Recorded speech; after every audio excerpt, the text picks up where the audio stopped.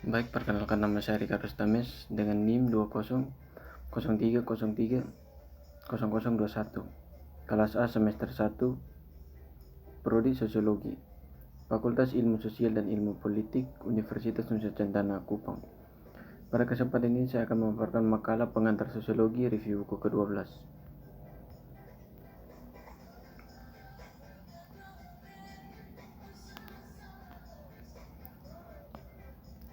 Bab 1. Siapa yang membaca Ginsberg? Siapa yang sekarang membaca Ginsberg ketika menjadi sarjana pada tahun 1961? Saya membeli esai Moritz Ginsberg dalam Sosiologi dan Filsafat Sosial. Saya membelinya karena saya diberitahu bahwa itu adalah buku yang penting, dan oleh karena itu ingin sekali memeriksanya. Tapi saya ulangi, siapa yang sekarang membaca Ginsberg? Jawabannya, saya kira bukanlah siapa-siapa, namun Maurice Ginsberg adalah seorang tokoh penting dalam sosiologi Inggris. Ia berperan penting dalam mendirikan British Sociological Association, menjadi ketua pertamanya pada tahun 1951, kemudian menjadi presiden dari tahun 1955 hingga 1957. Ia juga editor The Sociological Review pada tahun 1930-an dan pemegang jabatan bergengsi sebagai Profesor Sosiologi Martin Witt di London School of the Economics. Ketika saya membaca Ginsberg pada tahun 1960-an, Donald Markray adalah Profesor Martin Witt di LSE.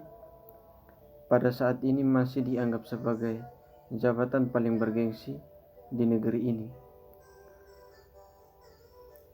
Markray sebenarnya dikenal secara tidak resmi sebagai The Kingmaker sebagai konsekuensi dari perannya sebagai penilai eksternal. Dipanggil oleh sejumlah universitas di Inggris termasuk York untuk membantu pengangkatan profesor di universitas yang baru didirikan disiplin sosiologi. Dia juga editor British Journal of Sociology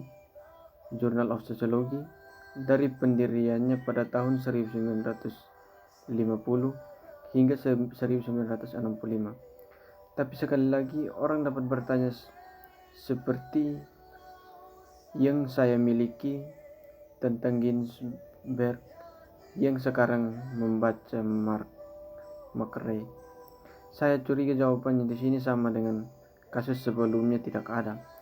Sekarang jika tokoh-tokoh sangat penting pada masanya seperti Ginsberg dan tidak ada, Ginsberg dan Markray dapat begitu mudah dilupakan. Apakah nasib yang sama menunggu para sosiolog terkemuka saat ini?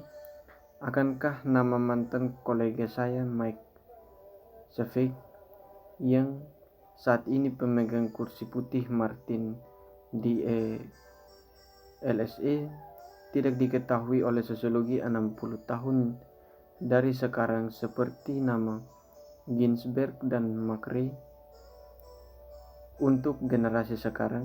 Dan memang itu terjadi, apakah itu penting? Saya mengajukan pertanyaan karena itu berkaitan dengan bagaimana kita memandang disiplin kita secara khusus pada masalah yang mengganggu saya, yaitu apakah hal itu dapat dikatakan telah berkembang atau tidak. Dan kebetulan nama Maurice Ginsberg tidak terlepas dari topik karena salah satu buku yang terkenal di zamannya berjudul The Idea of Progress. Bab 2. Sosiologi saling memakan. Kemajuan adalah topik yang mungkin menjadi perhatian sebagian besar akademisi. Lagi pula ini adalah sesuatu yang cenderung sering kita bicarakan saat kita mengukur kemajuan yang dibuat atau terkadang tidak oleh siswa kita. Memang dalam konteks ini cukup diterima begitu saja bahwa semakin akrab seorang siswa dengan literatur dalam disiplin ilmu kita dan mampu memahami dan mengevaluasi materi ini secara kritis, maka ia dikatakan maju. Tapi kemudian ingin menyarankan agar kita juga umumnya memikirkan perjalanan intelektual kita sendiri dengan cara yang sama, bahwa sebagai konsekuensi dari studi dan penelitian pemahaman kita sendiri tentang dunia di sekitar kita juga berkembang. Tetapi bukankah kita juga menganggap bahwa perkembangan mikro individualistik seperti itu hanyalah bagian dari disiplin ilmu yang lebih besar? Namun mungkin saja kita menipu diri sendiri. Mungkin kita lebih seperti siswa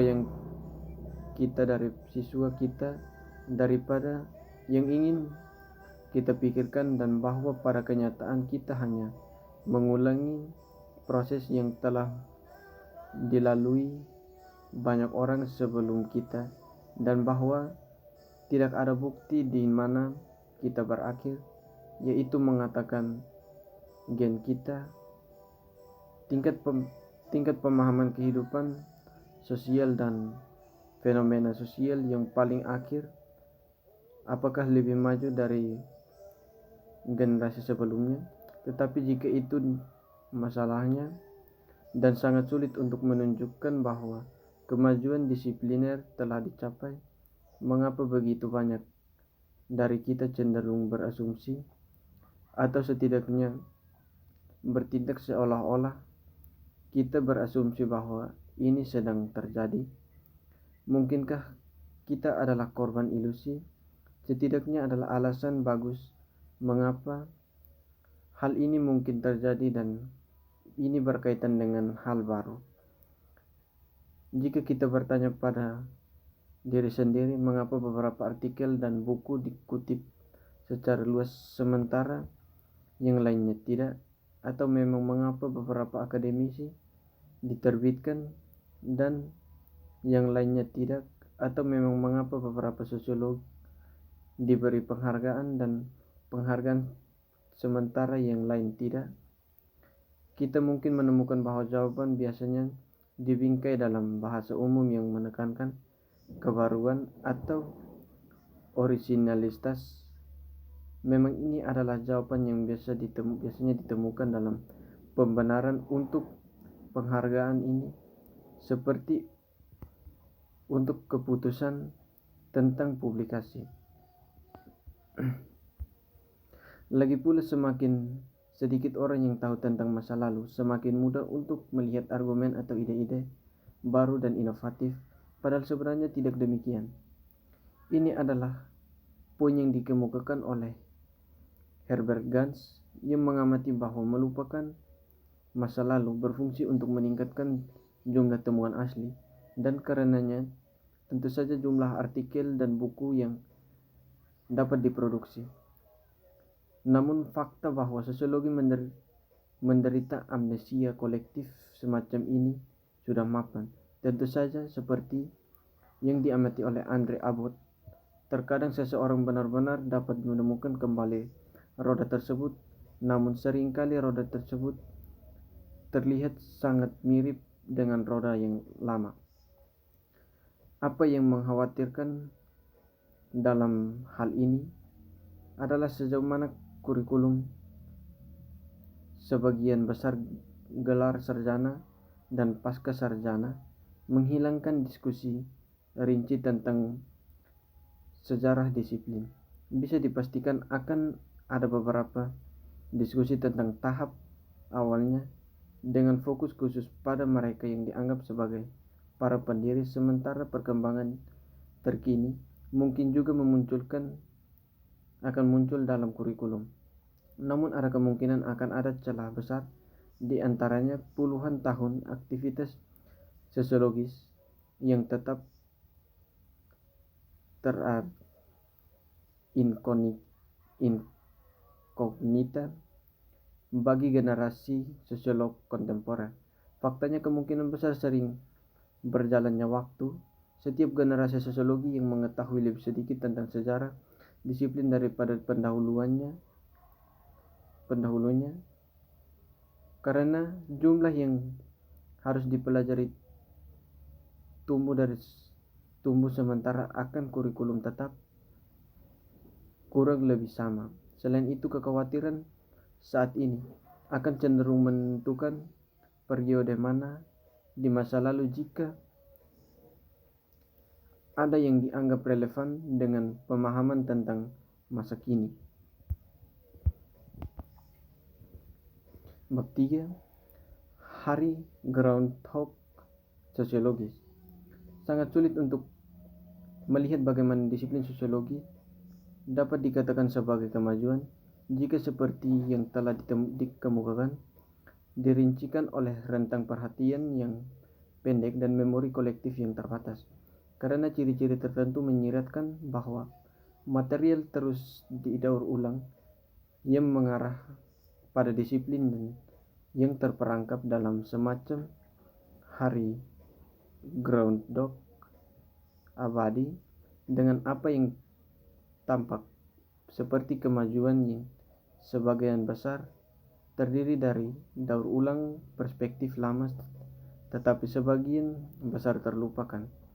John Scott adalah salah satu dari Amerika yang percaya ini menjadi takdir subjek, mencatat bahwa sejarah sosiologi ditandai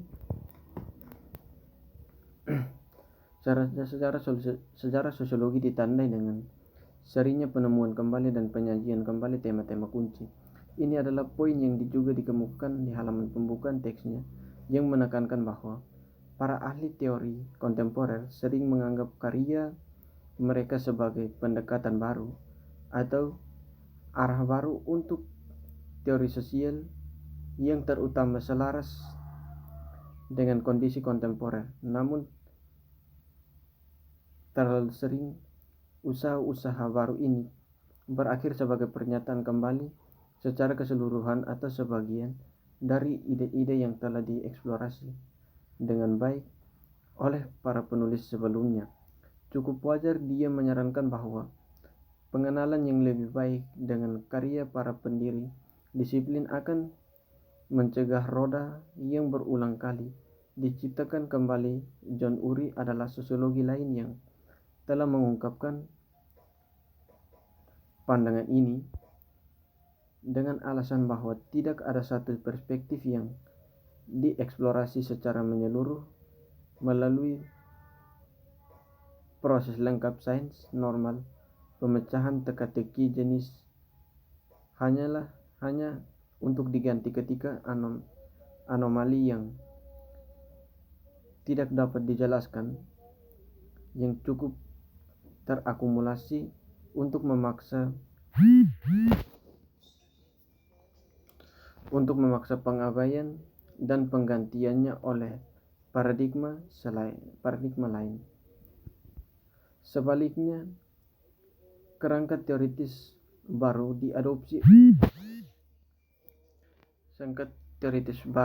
diadopsi hanya karena mereka baru dan mengingat kekurangan kebaruan yang nyata. Ini berarti bahwa secara efektif penggantian skill terjadi. Sebagai konsekuensi, dia mengklaim bahwa ada sedikit yang dapat digambarkan sebagai kemajuan sosiologis dalam arti yang dipahami oleh gagasan itu di dalam sains. Indikasi sejauh di mana penemuan kembali merupakan ciri khas sosiologi diilustrasikan dengan baik oleh materi Abbott pada artikel berjudul "Membawa Sesuatu atau Kembali ke Dalam". Dia mencatat bahwa sejak George Homans pertama kali menggunakan frasa ini dalam pidato kepresidenan ASA tahun 1964. Frasa ini telah digunakan lebih 91 kali dalam artikel dan buku. Dia melanjutkan dan membuat daftar banyak hal berbeda yang telah disarankan untuk dibawa kembali. Abbott menyimpulkan bahwa tidak ada kemajuan nyata, tidak ada konsep baru fundamental. Bab 4. Sosiologi dan Burn. Fenomena daripada tujuan yang lebih ambisius untuk berharap menemukan hukum perilaku manusia. Robert Nisbet dalam menyatakan bahwa akan lebih masuk akal untuk melihat sosiologi sebagai bentuk seni akan tampak seperti salah satunya. Tetapi kemudian mengingat bahwa kebanyakan komentator akan pendapat bahwa humaniora tidak dapat dikatakan untuk maju dalam cara ilmu pengetahuan alam.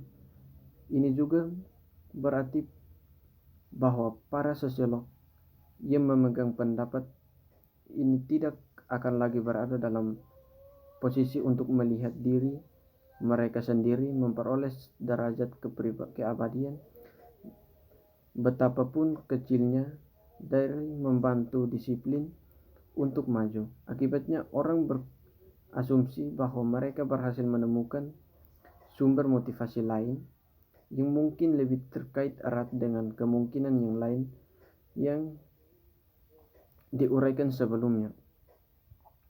Perlu dicatat bagaimanapun bahwa ada orang-orang yang mengklaim bahwa humaniora meskipun jelas tidak berkembang dalam cara yang khas dan ilmu alam masih dapat dikatakan maju. Volney Gay adalah salah satunya dengan alasan bahwa dengan mengungkapkan yang tak terlihat dan terbuat ide-ide abstrak menjadi nyata, seni menciptakan kebutuhan yang bermakna yang dengan sendirinya merupakan bentuk kemajuan. Bab 5. Kematian beasiswa. Ketika kata beasiswa di Google dan itu akan memunculkan serangkaian situs yang berhubungan dengan pemberian uang kepada siswa yang mendanai pendidikan mereka. Tapi arti sebenarnya dan lebih tua berkaitan dengan studi akademis dan pembelajaran buku. Jika Anda mau, seperti yang dinyatakan dalam dokumen panduan pendekatan penetapan biaya atau yang transparan, beasiswa adalah kegiatan yang memperbarui dan memelihara pengetahuan individu. Banyak pengetahuan sudah ada di tempat lain. Oleh karena itu, beasiswa berbeda dari penelitian. Tentu saja seseorang boleh masih menggunakan frase meneliti topik untuk merujuk pada belajar dan membaca. Namun, bagi kebanyakan akademis, melakukan penelitian biasanya memiliki arti yang agak berbeda. Itu berarti pengumpulan dan analisis data. Seringkali, jika tidak selalu, data yang dibuat. Yang penting adalah bahwa kegiatan ini biasanya didanai dari luar. Beasiswa di sisi lain dapat dilakukan tanpa dana eksternal karena yang paling dibutuhkan oleh akademis sebagai sarjana bukanlah uang yang lebih banyak daripada waktu.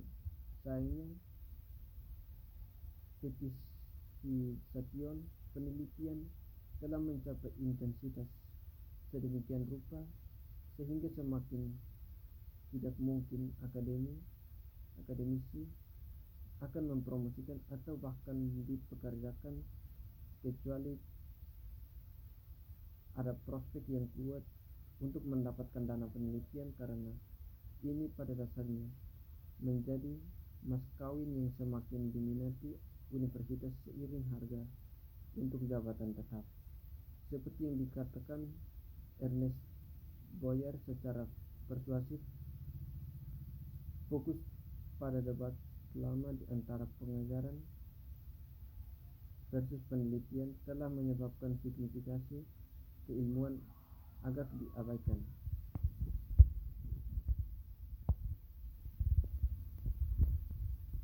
Bab 6. Runtuhnya Menara Gading. Konsekuensi jangka panjang yang lebih serius adalah kecenderungan siswa untuk melihat diri mereka sendiri dan memang didorong secara aktif oleh pemerintah, media, dan bahkan orang tua mereka untuk melihat diri mereka sendiri sebagai konsumen dari produk yang disebut gelar. Hal ini pada gilirannya menyebabkan mereka percaya bahwa seperti semua konsumen mereka memiliki hak otomatis untuk memenuhi kebutuhan dan preferensi mereka. Sayangnya meskipun siswa seringkali terlalu jelas tentang apa yang menarik bagi mereka, mereka jarang dapat menilai apa yang menjadi kepentingan terbaik mereka. Selain itu, manfaat yang akan diperoleh dari pendidikan tinggi seringkali tidak terlihat pada saat itu, hanya menjadi demikian setelah dikonsumsi.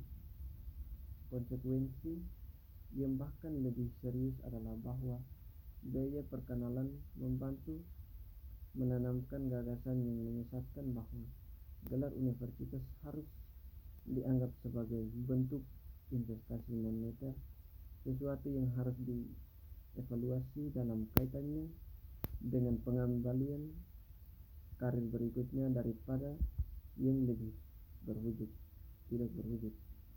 Manfaat yang biasanya diperoleh dari pendidikan tinggi, meskipun pengenalan biaya siswa harus diselesaikan, hal ini tampaknya tidak berdampak langsung pada peluang yang tersedia bagi sosiologi untuk membantu disiplin untuk maju, karena efek negatif baru benar-benar menjadi nyata baru-baru ini.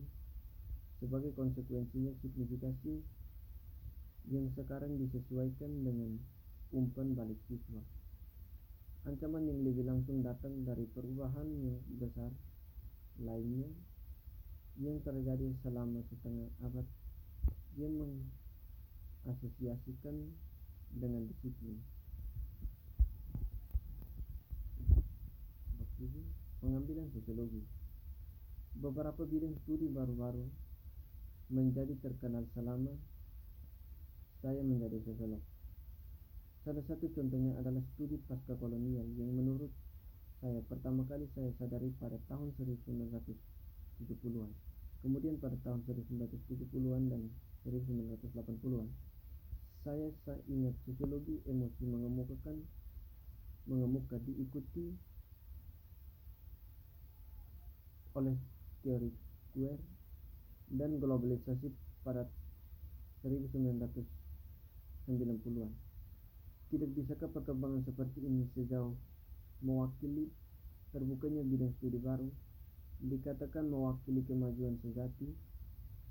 Ini adalah pertanyaan yang dalam beberapa hal saya sangat memenuhi syarat untuk menjawabnya, karena saya berperan penting dalam membantu satu sama lain untuk mengembangkan bidang studi baru, yaitu tentang konsumsi, atau lebih tepatnya studi tentang masyarakat konsumen modern dan konsumerisme yang terjadi di tahun 1980-an.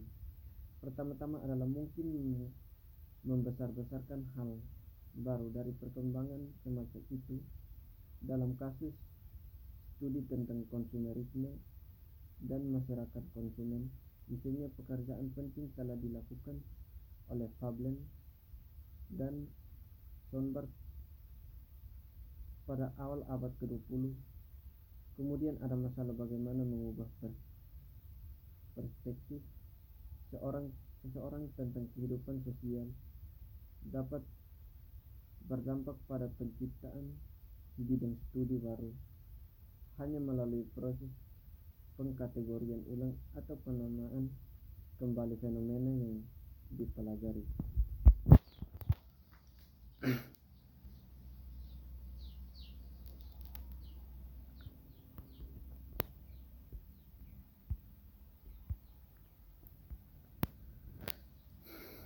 Bab 8. Sosiologi pekerjaan yang sedang berlangsung.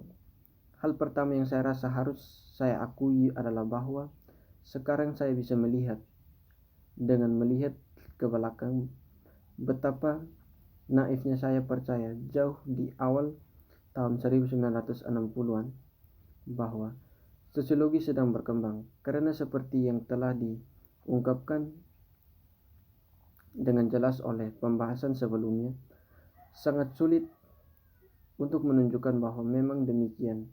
Nyatanya, saya telah menemukan bahwa sosiologi tidak terkecuali dalam hal ini karena para sarjana di disiplin lain juga merasa sulit untuk menunjukkan bahwa proses seperti itu sedang berjalan. Eric Dietrich 2011 dan Marcus Arvan 2014 telah berjuang dengan hanya masalah ini dalam kaitannya dengan filsafat, seperti yang dilakukan Bloch 1985 dan Khalil 1995 dalam kasus ekonomi. Menariknya, tidak satu pun yang dari penulis ini yang mampu memberikan jawaban yang pasti. Kemajuan tersebut memberikan alasan substansial untuk disiplin. Adapun ahli biologi, nampaknya mereka terlalu sibuk berdebat tentang apakah proses evolusi itu sendiri harus dianggap sebagai kemajuan untuk memeriksa apakah istilah yang sama dapat diterapkan pada disiplin mereka. Memang mungkin relevan untuk mengamati bahwa seseorang dapat memperoleh reputasi yang bertahan lama karena alasan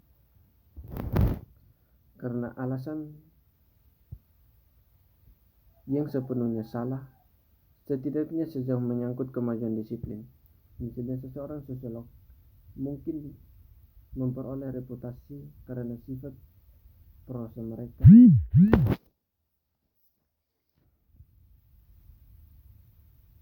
yang tidak jelas atau tidak dapat ditembus, atau kata-kata kasar yang mereka gunakan untuk mencela karya orang lain. Tetapi kemudian kesimpulan ini terkait erat dengan kesadaran utama yang saya sadari selama menyelidikan saya, yang mungkin seharusnya tidak terlalu mengejutkan. Ini adalah bahwa bukan hanya Maurice Ginsberg dan Johnson Macri yang telah dilupakan, karena itu juga tampaknya memiliki banyak sejarah disiplin. Memang benar bahwa buku, artikel, dan terkadang bahkan jurnal edisi khusus terkadang menampilkan karya tokoh-tokoh bermasa lalu, terutama tentu saja para